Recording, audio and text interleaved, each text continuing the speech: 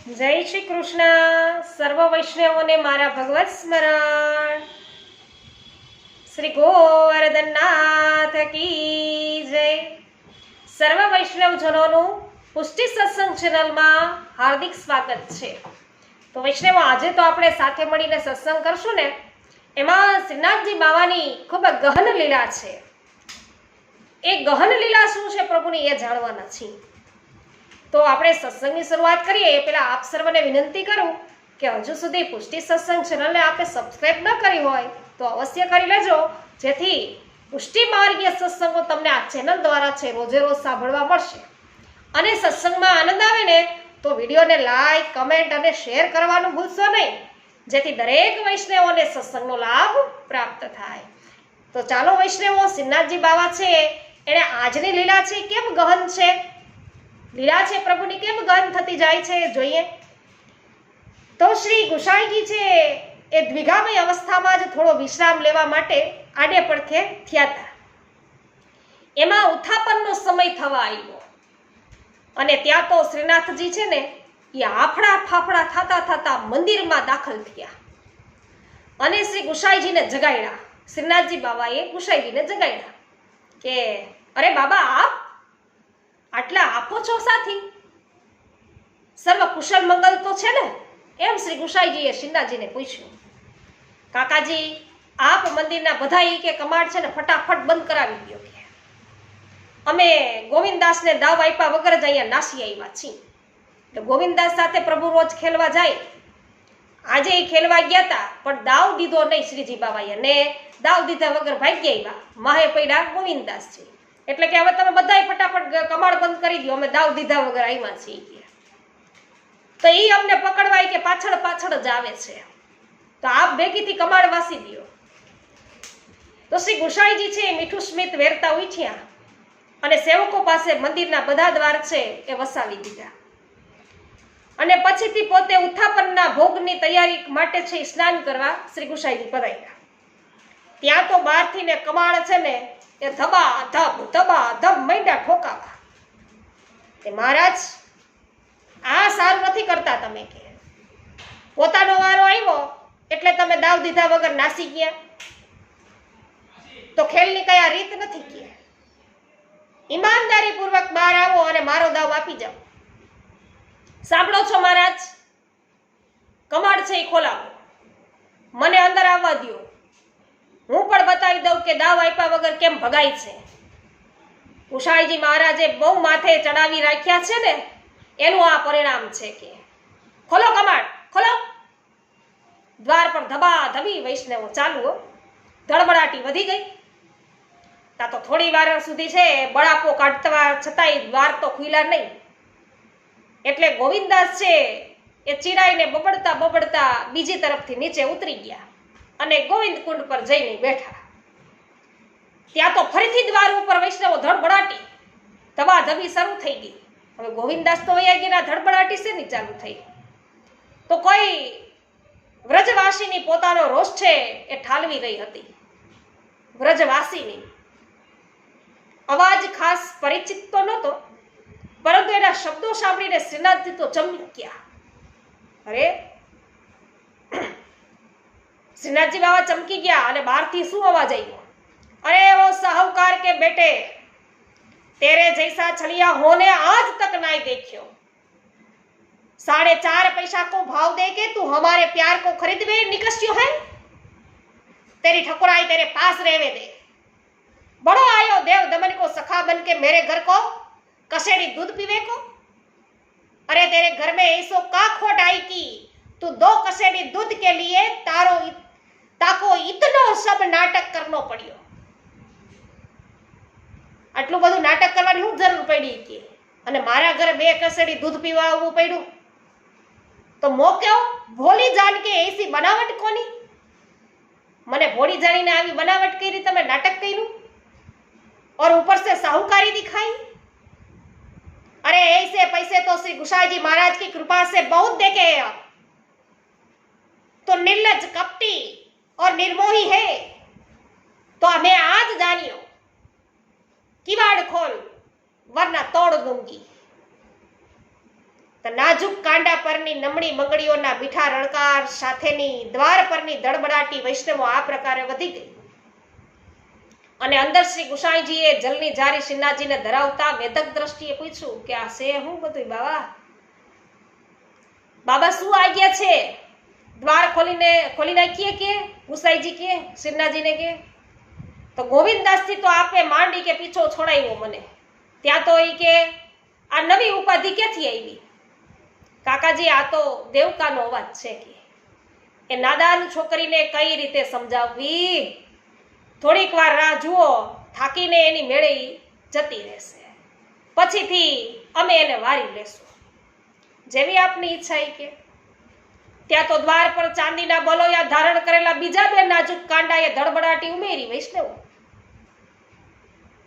અને દેવકાના ઉપાલંબોની સાથે બીજા કોઈકના ઉપાલંબો છે એ પણ ભયડા. એટલે કે દેવકાના અવાજની હારે બીજાનો અવાજ આવ્યો, ધડબડાટી થવા લાગી, અવાજ આવવા માંડ્યો કે અરે ઓ બहरूपिये सिन्नाजी बाबा ने की, अब तो तू राजा होय के अपने महल में दरवाजे खिड़की बंद करी के भोग आरोग में बैठन लाग्यो, तासो तो को कोई देखन न लगे, तेरे भोजन पे काऊ की नजर न लग जाए. क्यों? હવે એ કે તારે ઘરે બહુ મોટી ઠકરાઈ થઈ ગઈ છે, તેથી અમને કોણ અંદર આવવા દે? અરે જુઓ જુઓ જરા આ ચોરના સરદારનો ખેલ. અમારા જેવી ગુજરીઓ છે એના માર્ગ રોકીને અમારા ભાથામાંથી જ બળજબડી પૂર્વક છળ કપટ કરીને રોટી ચોરવા વાળો લાલો તું, બીજો કોઈ હતો? તો અમારી વટુકમાંથી તે દૂધ ને દહીં માખણના દાણ માગવા માટે કેટલા પ્રયત્નો કર્યા. તે દાણ માગવા વાળો નટખટ શ્યામ સુંદર તો તું જ જોતો ને કે કોઈ બીજો? તો ભર બપોરે ગરમીના બહાને દહીં ભાતની યાચના કરવા વાળો બીજો કોયો હતો? કોણ હતું બીજું? તું જ હતો ને? તો હું ક્યારની દર્શનના માટે અહીંયા બહાર ઊભી છું અને તે બધાય કમાડ ઉગાડવાનું બંધ જ કરી દીધું, ઉગાડવાનું નામ જ નથી લેતો. તો માર્ગની વચ્ચોવચ્ચ અમારા હાથેથી આરોગવા માટે તું કેટલા ખેલ તે રચ્યા છે. તો હવે અમારાથી છુપાઈને આમ આરોગવા જતા તારા ગળામાં કોળીઓ અટકી નથી જાતો? અને અટકી જાય તો પછી તને છાસ કોણ પીવડાવશે? તો તડકામાં તો તું અમારા પાલવની છાયા કરીને અમારા ખોળામાં મસ્તક રાખીને વિશ્રામ કરતો હતો. તો આ બધું મોટી મહેલતા ની શીતળતામાં તું બધું ભૂલી ગયો? કમાડ ખોલી નાખ, નહીં તો આજ પછીથી કે ક્યારે તારા મંદિરમાં પગ નહીં મૂકું. બેટી તું કોણ છો કે? તને પણ કે આ કપટીએ પોતાની જાળમાં ફસાવી લાગે છે. ક્યારની તું પોતાનું માથું અહીંયા પટકી રહી છે, પણ આ સાહુકારને એની અસર જ નથી. हो सब खेल तमाशा देख रही हो, चल दोनों मिलके किवाड़ तोड़ देते हैं. એટલે પેલી દેવકા અને આ પાછળથી જે અવાજ આવ્યો બે સાથે મળીને કે આપણે હાલો કબાડ તોડી નાખીએ. એટલે શ્રી ગુસાઈજીએ ફરીથી માળકણું એવું સ્મિત કરતા શ્રીનાથજી બાવા સામે જોયું કે લ્યો આ ગોવિંદદાસને વાયરા ધડબડાટી કરતા હતા, તા બીજી ધડબડાટી થઈ તો તમે કહો કે દેવકા છે તે હમણાં વહી જાય, તા તો આ ત્રીજું. કે આજના ગ્રહો અમારા માટે ભારે લાગે છે કાકાજી. શ્રીનાથજી બાવા કહે આ અવાજ તો પાથો ગુજરીનો છે કે હવે એ તો વયોવૃદ્ધ થઈ છે, પણ એને અમારી સાથેનો એક પ્રસંગ યાદ છે. બોલો પાથો ગુજરીને હવે અમે એનાથી છુપાઈને ભોગ નહીં આરોગી શકીએ, એટલે ત્વરાથી તમે દ્વાર ખોલી અને બંનેને અંદર લઈ લ્યો, દેવકા અને પાથો ગુજરીને. તો ભક્ત વત્સલ ભગવાને ભક્તાધીનપણું છે એ હવે દર્શાવ્યું છે.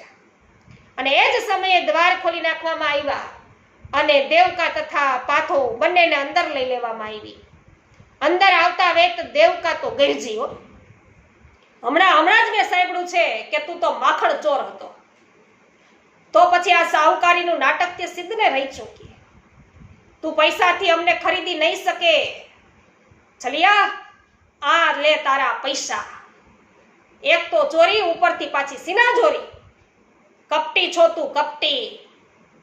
કેતા તો દેવકા છે રોષયુક્ત સ્વરે છે રડબસ થઈ ગઈ અને એણે ઓઢણીના છેડે બાંધેલી ગાંઠ છે એ છોડી. ઓઢણીના છેડે વૈષ્ણવો એમને ગાંઠ મારી હતી એ છોડી અને એમાંથી પૈસા કાઢી અને સિન્નાજીની સામે છે એ રોષમાં પટક્યા. હવે શું કરવું? સિન્નાજીએ દેવકાની બાજુમાં ઉભેલી પાથો સામે જોઈ અને અત્યંત મોહક સ્મિત કર્યું અને દ્રષ્ટિથી દ્રષ્ટિ મેળવી પાથો અને પ્રભુની અને કાંઈક વાત કરી લીધી. તે સૂર્યના પ્રખર તપમાં બરફ જે રીતે ઓગળે ને એના કરતાં પણ વધુ ઝડપે પાથો ગુજરીનો તો ગુસ્સો ઓગળી ગયો અને પાથો દેવદમનનું ઉપરણું લઈ અને દેવકા ઉપર ટાંકી. એ આજકાલની છોકરી કે અમારા લાલાને ચોર કહેવા વાળી તું કોણ છે? આ અધિકાર તને કોણે દીધો? હું ક્યારની જોઈ રહી છું, બસ તું ચબર ચબર ચબર બોલે જ જાય છે. ખબરદાર જો આને કંઈ પણ વધારે ઓછું કહ્યું છે તો. दादी माँ, उन्हें कब कहो कि ये चोर है? अभी अभी तेरे मुंह से ही तो ये बात सुनी. તું તો આટલી બુઢી થઈ ગઈ છે તોય એટલે તારી સાથે છે હું જીવા જોડી હવે નહીં કરું. પણ તું જાણે છે કે હૈયું તૂટવાનો અવાજ છે એ કેવો હોય? આણે તારા સગાએ ગઈકાલે મારી સાથે જે કર્યું એ જો તારી સાથે કર્યું હોત ને દાદીમાં, તો તે કમાડના બદલે આખું મંદિર તોડી નાખ્યું હોત.